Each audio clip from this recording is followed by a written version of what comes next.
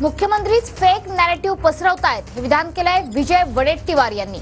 बलात्कारातील आरोपीला 2 महिन्यात फाशी दिल्याचं धडधडीत खोटं बोललं गेलं।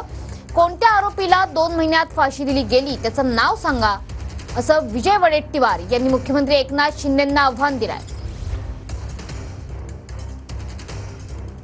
तर नेमकं काय म्हटलंय ट्विट करत वडेट्टीवारांनी बघतोय। बलात्कारासारख्या गंभीर गुन्ह्यातील आरोपीला 2 महिन्यात फाशी दिली असं मुख्यमंत्री भर सभेत धडधडीत खोटं बोलतात।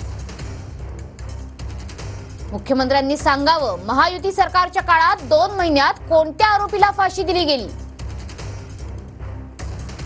शिंदे फडणवीस सरकार आल्यापासून बलात्कारी सोडा इतर कोणत्या प्रकरणातील आरोपीला 2 महिन्यात फाशी झाली? त्या आरोपींची नावं मुख्यमंत्र्यांनी जाहीर करावी।